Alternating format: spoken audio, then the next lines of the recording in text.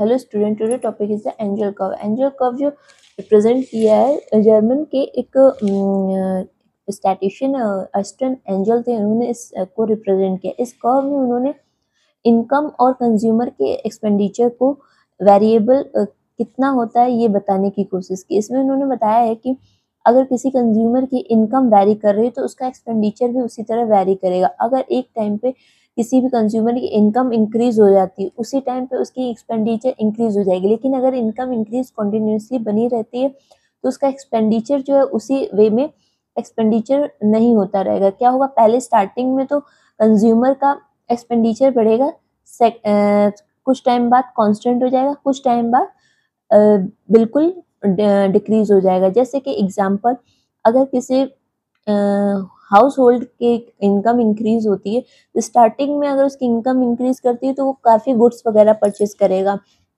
Luxurious goods को purchase करेगा।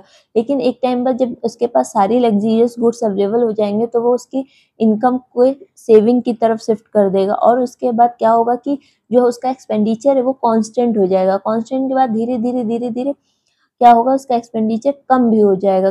फिर उस लास्ट मोमेंट में वो अपनी इनकम का 3 पार्ट्स कर देगा, थोड़ा सेविंग करेगा, थोड़ा इन्वेस्टमेंट करेगा, और जो भी उसका लाइवलीहुड के गुड्स होंगे वो उसको परचेज करेगा, और सबसे ज़्यादा वो एक्सपेंडिचर अपने एजुकेशन की तरफ को शिफ्ट कर देगा। तो इनका कहना था एंजल कर्व हमें ये बताता है कि जिस तरह से इनकम वैरी करती, जैसे ही किसी कंज्यूमर की इनकम वैरी करेगी उसी तरह उसका एक्सपेंडिचर भी वैरी करने लगता है। Is that clear? Thank you.